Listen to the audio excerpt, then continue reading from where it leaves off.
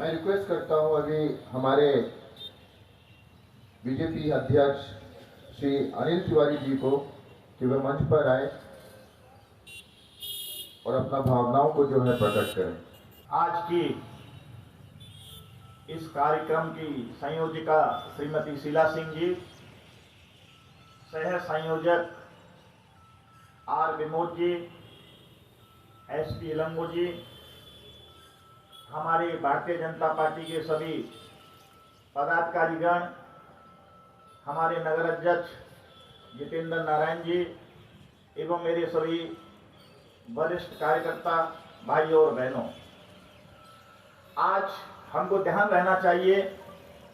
आज हमारी, और माफ़ी चाहता हूँ, और मेरे सभी आज हमारे युग पुरुष जो स्वर्गीय श्री अटल बिहारी वाजपेयी जी का जो कवरेज करने के लिए आए हैं, ऐसे मेरे मीडिया के बंधु और भगिनियों, मैं आपको बताना चाहता हूं, आज हमारी ये कोई जनसभा नहीं है, ये पब्लिक मीटिंग नहीं है। ये ऐसे भारत रत्न को आज श्रद्धांजलि एवं उन जानने का अवसर है हमारे सभी कार्यकर्ता भाई बहनों का, जिन्होंने 1951 से लेकर के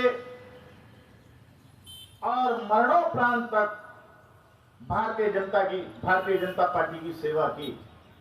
ऐसे थे हमारे अटल बिहारी वाजपेयी जी। हम लोग कहते हैं ऐसे थे हमारे अटल बिहारी वाजपेयी जी। जब मैंने तो उनको ऐसे वक्त में देखा है, एक कहावत है, जिसके पैरन पड़े विवाही वो क्या जाने पीर पड़ रही। जब वो पार्लियामेंट्री कमेटी में 1993 में आए थे, तो माननीय एमपी सिंह जी जो राष्ट्रीय स्वयंसेवक संघ के एक कार्यकर्ता थे, और दिनेश गोयल जी, जंगली घाट में शाखा लग रही थी, तो वहीं पर स्वर्गीय अटल बिहारी वाजपेयी जी एकदम साधारण कार्यकर्ता की आकर बनकर बैठ गए, और मैंने देखा उनके पैरों में बड़ी बड़ी बीमारियां फटी हुई हैं। मैंने सोचा, देश का सांसद जो कभी जनता पार्टी की सरकार में विदेश मंत्री रहा हो और एक साधारण लेदर की चप्पल पहनते हुए, पैरों में बीवाई लेते हुए आज भारत भूमि की सेवा करते करते अंडमान निकोबार द्वीप समूह में भी आया। मित्रों, बिना द्वेष भाव के, बिना किसी बात के, केवल गुरुजी ने एक बार बोला, अटल जी देश की सेवा में जाना है।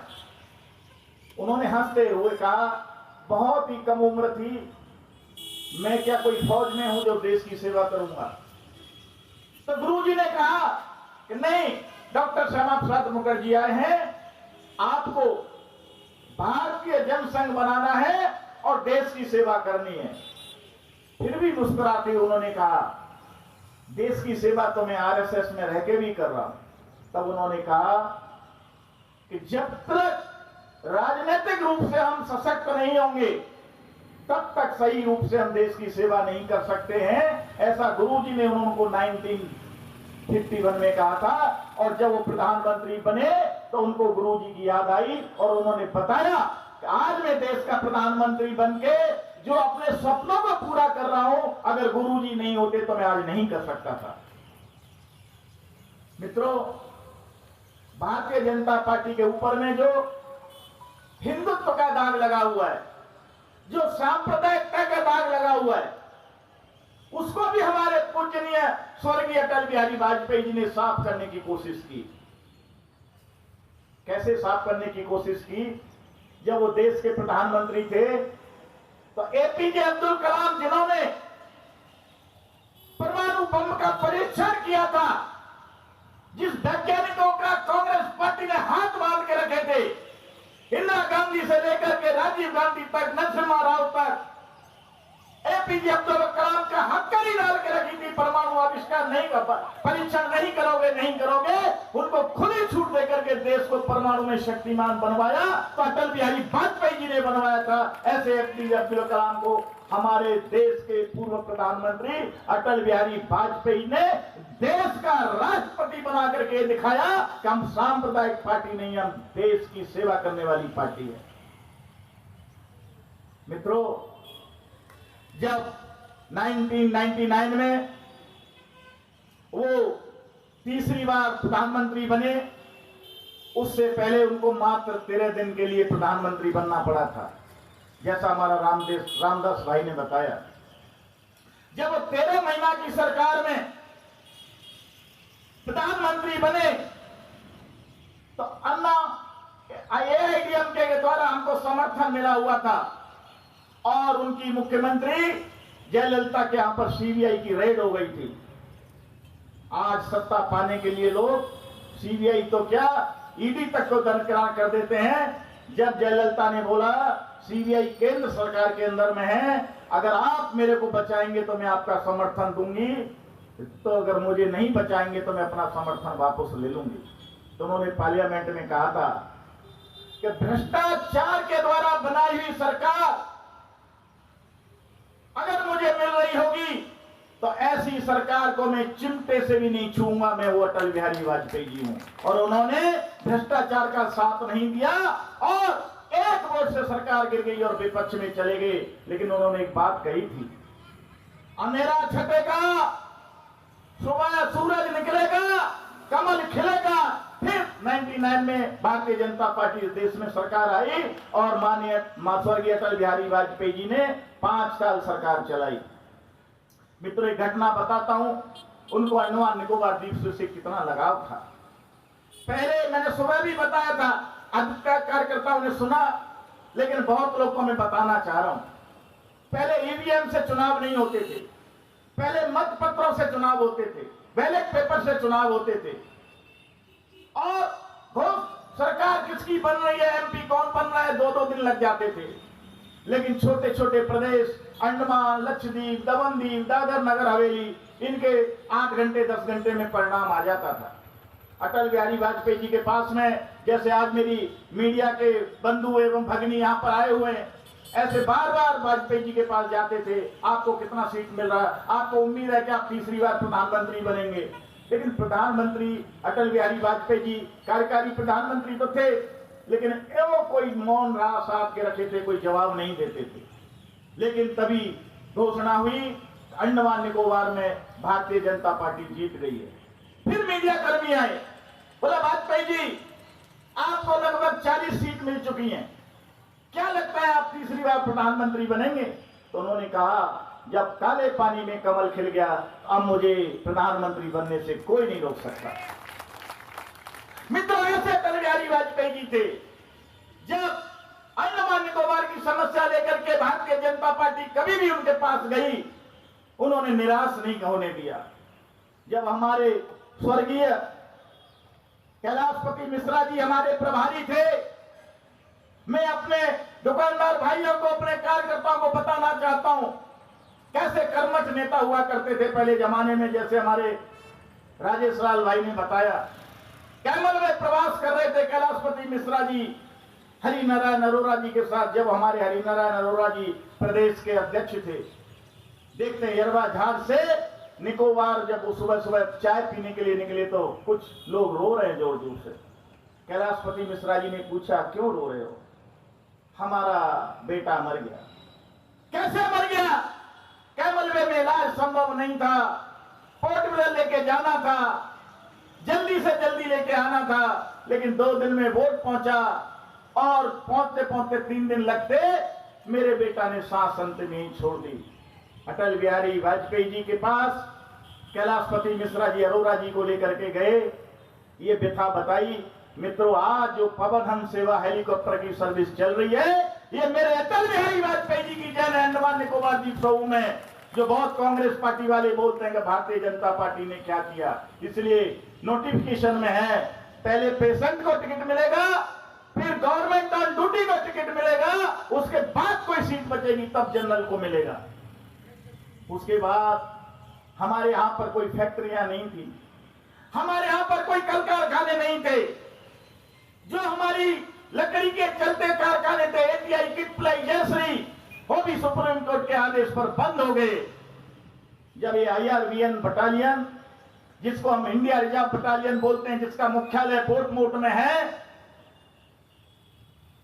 ये झारखंड के इसके अंदर हेडक्वार्टर बनने वाला था। ये इंडिया रिजर्व बटालियन का जो गठन हुआ था, जो आज का झारखंड है, जो वाजपेयी जी ने 4 प्रदेश बनाए थे, वहां के लिए हुआ था। जब भारतीय जनता पार्टी का एक डेलीगेशन वाजपेयी जी के पास गया तो उसको अंडमान निकोबार में उसका गठन किया। आज 100% IRVN में भारतीय जनता पार्टी के द्वारा बनाई गई IRVN में आज ये अटल बिहारी वाजपेयी जी की देन थी।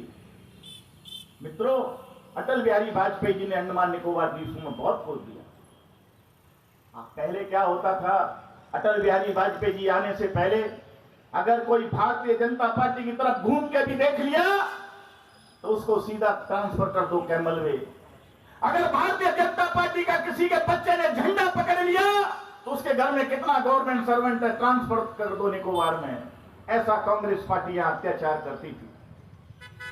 यही कारण जब भारतीय जनता पार्टी के नेताओं ने वाजपेयी जी को बताया तो उन्होंने कहा समस्या का समाधान जड़ से करना चाहिए, ऊपर से नहीं करना चाहिए। मेरे मित्रों, मेरे कार्यकर्ता भाइयों, आपको खुश होना चाहिए कि हम ऐसे भारतीय जनता पार्टी के कार्यकर्ता हैं, ऐसे भारतीय जनता पार्टी के नेता हैं, ऐसे अटल बिहारी वाजपेयी जी के चरणों में पल करके बड़े हुए हैं, जिन्होंने ऐसे अच्छे निर्णय अंडमान निकोबार द्वीप समूह के लिए लिए। ये अटल बिहारी वाजपेयी जी की देन है, ये भारतीय जनता पार्टी की देन है, जो निकोबार जिले को हार्ड एरिया डिक्लेयर किया गया। आज कोई भी गवर्नमेंट सर्वेंट अगर निकोबार जिले में ड्यूटी में जाता है तो उसको 25% तनख्वाह ज्यादा मिलती है। वो अटल बिहारी वाजपेयी जी ने करके दिखाया था। आज अगर कोई हस्बैंड वाइफ दोनों नौकरी करते हैं, जिनके बच्चे या तो बहुत छोटे हैं या इनके बच्चे पढ़ने लिखने के लिए मुख्य भूमि चले गए, आज वो पनिशमेंट ट्रांसफर सोच के नहीं जाते कैमलवे, कचाल, कमोटा, वो एक सौभाग्य मान करके जाते हैं। ऐसे मेरा स्वर्गीय प्रधानमंत्री अटल बिहारी वाजपेयी जी हमारी जनता के लिए करके गया। आज बताइए, जब हमारे छोटे से प्रदेश, यहां पर एकमात्र लोकसभा सीट है, इसके लिए इतने उन्होंने काम किए तो देश में कितने बड़े बड़े काम किए होंगे। चाहे बहन शीला सिंह ने बताया, चाहे चारों मेट्रो सिटी से जोड़ने की सड़क का निर्माण हो, नदियों को जोड़ने का निर्माण हो, कारगिल युद्ध हो, कागजी बैठे हुए हैं हमारे इतने पुराने नेता। आज मैं भावुक हो गया, मुझे कुशाभाऊ ठाकरे जी का समय याद आता है, मुझे कलराज मिश्रा जी का समय याद आता है, मुझे लिंगा वेलू जी का समय याद आता है। आज मेरे पुराने कार्यकर्ताओं की, नए कार्यकर्ताओं की माला बनकर के मेरे सामने में सभी कार्यकर्ता बैठे हुए हैं। आज मेरे मोसो मुंडा ने भी यहां से अपने बात रखी, टाक जी भी सामने बैठे हुए हैं, राजेश लाल जी भी बैठे हुए हैं, तो मेरे सामने में कल आई वाली हमारी संध्या लाल भी बैठी हुई है, जिनके पिताजी ने भी भारतीय जनता पार्टी का अपना जीवन दिया। मित्रों, अगर वाजपेयी जी के सपनों पर चल रहा है, मैं आपसे एक ही चीज मांगता हूं आज, हालांकि आज मैं आपसे मांगने वाला नहीं था। कुछ दिनों से मेरे कानों में एक बात आ रही है, और याद रखना, मेरी संतोष जी से कल बात हुई, मैंने विषय भी रखा, इस पार्टी में अब ग्रुपिज्म नहीं चलेगा। इस पार्टी में अब ग्रुपिज्म चलने वाला नहीं है। और मैं यहां से आगाह करता हूं, ग्रुपिज्म करने वालों, मैं उखाड़ फेंकूंगा आपको अगर आपने पार्टी में ग्रुपिज्म शुरू किया तो, क्योंकि मेरे कानों में बहुत गंदी गंदी बातें 10-15 दिन से आ रही हैं। क्यों? इस पार्टी का निर्माण लिंगा वेलू जी ने, टाक जी ने, राजेश लाल ने, भूतनाथ साई ने, शेर सिंह ने, इन ऐसे लोगों ने यहां तक इस पार्टी को पहुंचाया। उस पार्टी को हम टूटने नहीं दूंगा, बिखरने नहीं दूंगा। इसलिए मैं आपसे विनती करता हूं, जिन्होंने इस भारतीय जनता पार्टी को बनाने में अपना किसी ने योगदान नहीं दिया है, तो इस पार्टी को बिगाड़ने की भी कोशिश ना करें। ये वाजपेयी जी की पार्टी है, ये दीनदयाल जी की पार्टी है, ये नरेंद्र मोदी की पार्टी है, ये अमित शाह की पार्टी है। यहां पर कार्यकर्ता को प्यार भी करेंगे, अगर कोई कार्यकर्ता ने जरूरत पैदा की तो उस पर एक्शन भी लिया जाएगा। मित्रों, मैं आपसे विनती करता हूं, जैसे हमारी जोड़ी काम करती आई, पहले दीनदयाल जी ने और श्यामा प्रसाद मुखर्जी ने काम किया, एक जोड़ी बन करके 20 साल नाम रहा कौन की किसकी जनसंघ, श्यामा प्रसाद मुखर्जी और दीनदयाल जी का जनसंघ। फिर एक जोड़ी बनी अटल बिहारी वाजपेयी जी और अडवाणी जी। कभी मतभेद नहीं हुए उनके अंदर में, अगर मतभेद भी है तो बंद कमरे में उन्होंने सुलझा लिया, लेकिन पूरे विश्व को यह दिखाया कि भारतीय जनता पार्टी का कोई दो नेता है तो अटल बिहारी जी और लाल कृष्ण आडवाणी जी है। आज वही नरेंद्र मोदी और अमित शाह जी उसी रास्ते पर आगे बढ़ रहे हैं। जो चीजें श्यामा प्रसाद मुखर्जी ने कहा था आर्टिकल 370 हटाएंगे, आज अमित शाह और नरेंद्र मोदी की जोड़ी ने हटा दिया। ये हिंदुओं की पार्टी नहीं है, ये ईसाइयों की पार्टी नहीं है, ये मुसलमानों की पार्टी नहीं है, ये देश की पार्टी है, ये अटल बिहारी वाजपेयी जी की पार्टी है। अगर हिंदुओं के लिए राम मंदिर बनवाया है भारतीय जनता पार्टी के द्वारा सुप्रीम कोर्ट के आदेश पर, तो मेरी मुस्लिम बहनों को 3 तलाक से भी आजाद कराया इस भारतीय जनता पार्टी ने। ईसाई लोगों को भी काम किया भारतीय जनता पार्टी ने। इसलिए दूसरी पार्टियां जो बोलती हैं भारतीय जनता पार्टी के ऊपर में उंगली एक उठाती हैं, उनको यह सोचना चाहिए 3 उंगली आपकी तरफ आ रही हैं। और मैं आगे बताना चाहता हूं, आपने बिहार में देखा, और मैं धन्यवाद दूंगा आज की टोली को, शीला जी को, इलंगो जी को, आर विनोद जी को, जितने भी लोगों का इस कार्यक्रम में पसीना लगाया उन सबको। SIR का काम चलते चलते भी आपने इस कार्यक्रम को किया। एक भी कार्यक्रम मेरा कार्यकर्ता नहीं छोड़ रहा है। आत्मनिर्भर भारत हो रामदास जी के द्वारा, चाहे कल वीरवार दिवस है वो देवदास जी का जिम्मेदारी है। एक एक कार्यकर्ता को जो जिम्मेदारी मिल रही है, ईमानदारी से उस कार्यक्रम को पार लगा रहा है, और इतने कठिन समय में पार लगा रहा है जो कि हमारा देश के निर्माण के लिए SIR चल रहा है। इसलिए हमको SIR पर ध्यान रखते रखते इन कार्यक्रमों को भी आगे बढ़ाएंगे। और हमारी अटल बिहारी जी के चरणों में सच्ची श्रद्धांजलि तभी होगी जब हम सच्चा कार्यकर्ता बनकर के उनके गुणों को लेकर के चलेंगे। मित्रों, वाजपेयी जी का जैसे मेरे एक वक्ता ने बताया कि विपक्ष भी उनकी तारीफ करता था। जब संयुक्त राष्ट्र सम्मेलन में इंदिरा गांधी को कोई नहीं मिला तो अटल बिहारी वाजपेयी जी को भेजा, और वहां पर उन्होंने हिंदी में भाषण दिया। तो विदेशियों ने कहा आप अंग्रेजी बहुत अच्छी तरह जानते हैं, आप अंग्रेजी में भाषण दीजिए। उन्होंने जवाब दिया मेरी मातृभाषा हिंदी है, जिसको समझना है अपनी भाषा में ट्रांसलेट करा ले, मैं हिंदी में ही अपना भाषण दूंगा। मित्रों, पहले आज की तरह वक्ता नहीं थे। अटल बिहारी वाजपेयी जी के भाषणों का रिसर्च होता था। आज मेरे भाषण को, विष्णु जी के भाषण को, शीला जी के भाषण को आज लाइव दिखा देंगे। आज हमने जो बोला कल प्रिंट मीडिया में आ जाएगा। अटल बिहारी वाजपेयी जी के भाषण का 2-2 दिन पत्रकार रिसर्च करते थे, इस शब्द का मतलब क्या है। इतना रहस्यमय शब्द बोलते थे अटल बिहारी वाजपेयी जी, इतने निपुण थे, इतने बढ़िया वक्ता थे, लेकिन पूरा जीवन अपना RSS में समाज की सेवा में समर्पित कर दिया। राजनीति उनके लिए पैसा कमाने के लिए नहीं थी। आज मैं बताना चाहता हूं, जब उनका अंतिम सांस उन्होंने ली अस्पताल के अंदर में, मित्रों, केवल उनके पास में 5 जोड़ी कपड़े निकले। जैसे APJ अब्दुल कलाम जब आए राष्ट्रपति भवन में, एक बड़ा सूटकेस, एक छोटा ब्रीफकेस लेकर के आए। जब राष्ट्रपति भवन से विदा होकर के राष्ट्रपति जाता है पूर्व बन के, तो 10-10 ट्रक सामान जाता है। जब कलाम निकले राष्ट्रपति भवन से, वही एक सूटकेस, वही एक ब्रीफकेस लेके निकले। ऐसे हमारे यहां मुसलमान ईमानदार नेता भी पैदा हुए। मित्रों, हमको ईमानदार बनना है। हमको भारतीय जनता पार्टी में एक भी कार्यकर्ता को कोई सैलरी नहीं है। फिर भी आप 3 बजे से इस कार्यक्रम में आज अभी तक यहां पर कुर्सियों पर बैठे हुए हो। क्यों? कि आप मोदी जी के सपने को साकार करना चाहते हैं। 2047 में जो मोदी जी ने सपना सोचा है विकसित भारत का, वो आप भी विकसित भारत बनाना चाहते हैं। यही भारतीय जनता पार्टी के कार्यकर्ता में और कांग्रेस पार्टी के कार्यकर्ता में फर्क है। अगर आज कांग्रेस पार्टी की यह मीटिंग हो रही होती तो शांति नहीं होती, यहां पर चिकन बिरयानी में लड़ाई चल रही होती। पार्टी होती तो यहां पर ड्रिंक करके एक दूसरे के ऊपर कार्यकर्ता गिर रहे होते। लेकिन मेरी बहन, मेरे भाई ऐसी पार्टी के सिपाही हैं जो सिपाही देश निर्माण के लिए लगा हुआ है, जो सिपाही समाज सेवा के लिए लगा हुआ है।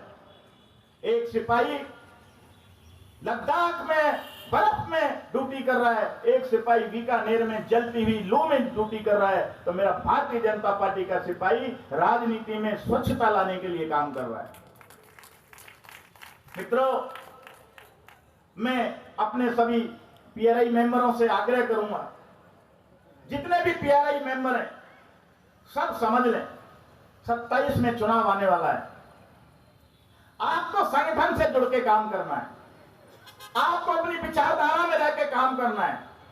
आपको भड़काने वाले बहुत मिलेंगे, अरे क्या फायदा हुआ तुमको काउंसलर बन के। आपको जवाब देना है, हम फायदा के लिए नहीं आए, हम अपना कुछ देने के लिए आए।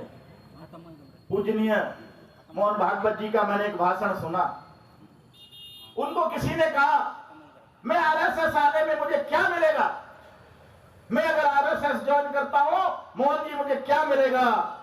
तो मोहन जी ने कहा तुम्हें कुछ नहीं मिलेगा, तेरे पास है वो भी चला जाएगा, हिम्मत है तो आ जा।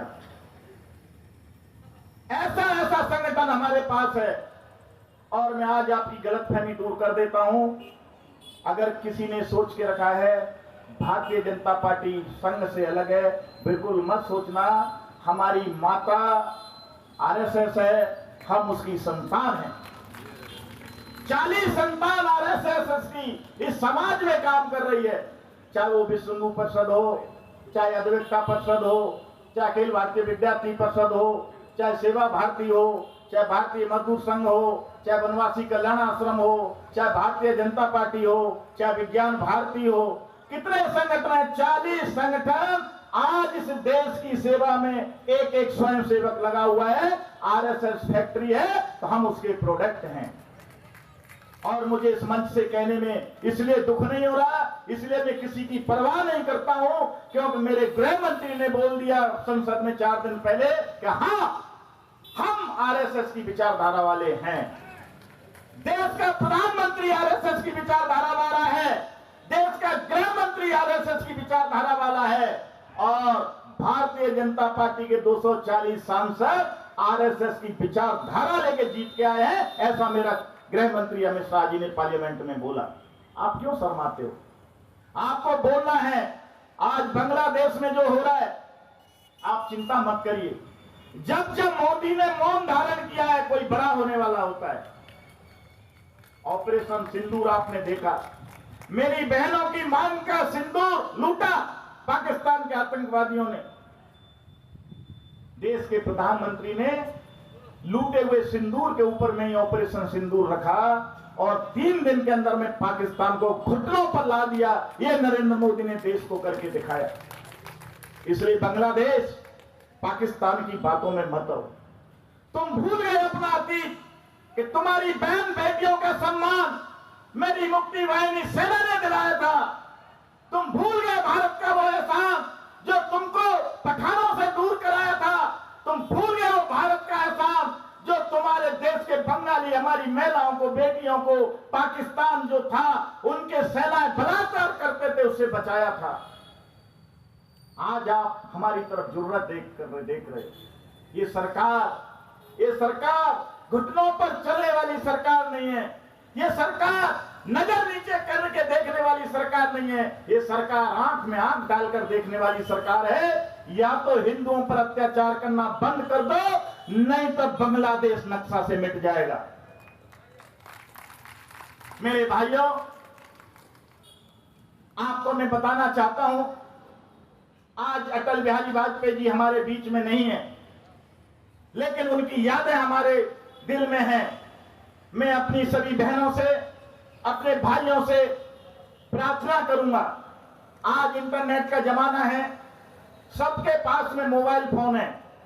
हम कुछ भी करें, फेसबुक में, ट्विटर में, व्हाट्सएप में, लेकिन आज आप यहां पर प्रतिज्ञा लेकर के जाइए, दिन में केवल 10 मिनट, 24 घंटा में केवल 10 मिनट हम अपने भारतीय जनता पार्टी के पूर्वजों का इतिहास पढ़ेंगे, ये प्रतिज्ञा लेकर के जाइए।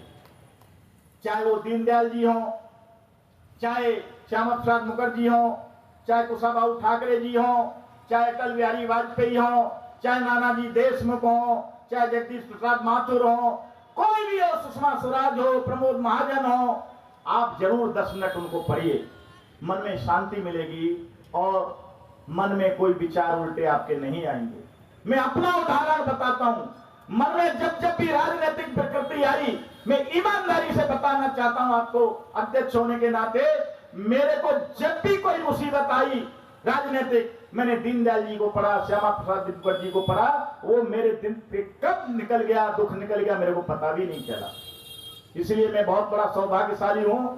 राजेश लाल भाई ने सही बोला, वनवासी कल्याण आश्रम में मुझे कुशाभाऊ ठाकरे जी ने आशीर्वाद दिया था। निरंतर संगठन में काम करते रहिए। जैन जी के सामने की बात है, अरोरा जी थे, राजेश लाल भाई मेरे बगल में खड़ा था। आप निरंतर संगठन में काम करिए, चुनाव लड़ने की कभी सोचना मत। कई मेरे कार्यकर्ता भाई बोलते हैं एक चुनाव जीत के दिखाए तब तो जानेंगे, लेकिन मैंने अपने पूर्वजों को वादा किया मैं कभी चुनाव नहीं लड़ूंगा, तो मैं चुनाव लड़ूं कैसे। मैंने कुशाभाऊ ठाकरे जी को वचन दिया था, जैन जी ने वचन दिया था, हम लोग चुनाव नहीं लड़ेंगे, संगठन में काम करेंगे।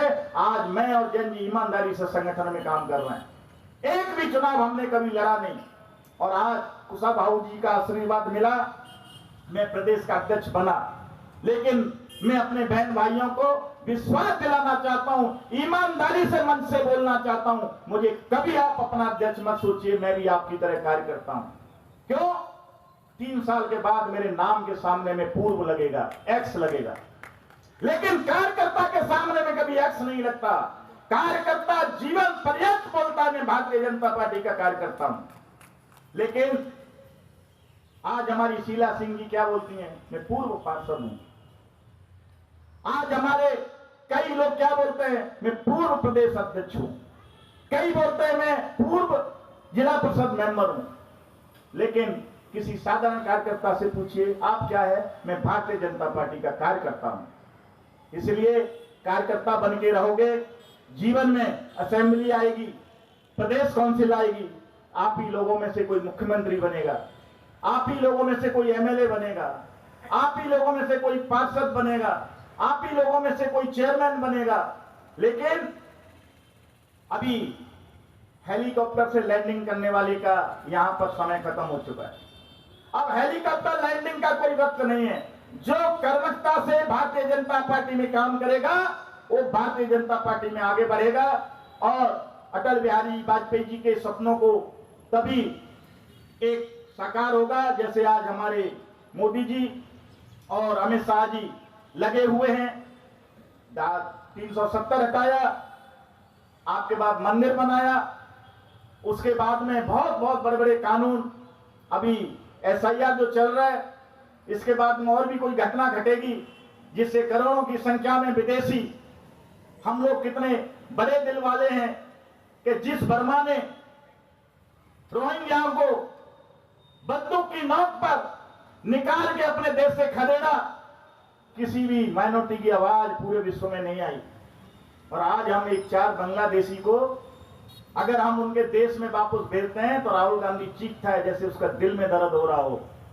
लेकिन आज मेरे भाइयों बड़ा दुख हो रहा है, कम्युनिस्टवादी जितने भी पत्रकार हैं, एक भी मेरे हिंदू भाई को जलाया गया कोई उसके बाद में चर्चा नहीं कर रहा। कांग्रेस पार्टी कोई बहस नहीं कर रही। लेकिन आज कोई देशद्रोही आतंकवादी मारा जाता है तो उसके लिए 12 बजे सुप्रीम कोर्ट खुलवा दिया जाता है। ये मेरे देश का दुर्भाग्य था अभी तक। लेकिन नई पार्टी, नया जोश, अभी और भी मैं जो मेरे कार्यकर्ता बिना दायित्व के हैं, अभी बहुत सेल्स बनेंगी, बहुत बड़े, अभी पूरी कई बड़ी पोस्ट खाली हैं, लगभग 200 से 250 पोस्ट अभी खाली हैं, सबको भरा जाएगा। कोई पद छोटा नहीं होता, कोई पद बड़ा नहीं होता, काम सबसे बड़ा होता है। मैं बताना चाहता हूं आपको कि अगर आपके ऊपर में, सभी कार्यकर्ताओं के ऊपर में रडार लगा हुआ है सेंटर का, कौन कार्यकर्ता क्या कर रहा है, सारी रिपोर्ट दिल्ली को जाती है। पहली अभी पार्टी नहीं रही है कि आप फोटो डाल के अपने पॉइंट बढ़ा लेंगे, कि आप नेगेटिव पब्लिसिटी करके अपने आप को नेता बना लेंगे। ऐसा अभी भारतीय जनता पार्टी में होने वाला नहीं है।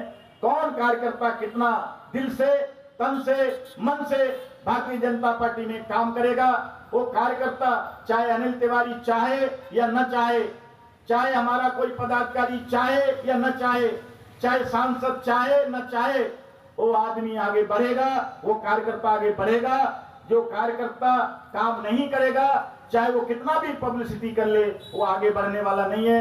मैं अपनी वाणी को भूतपूर्व प्रधानमंत्री भारत रत्न अटल बिहारी वाजपेयी जी के चरणों में अपना शीश नवाते हुए अपनी वाणी को यहीं विराम दूंगा।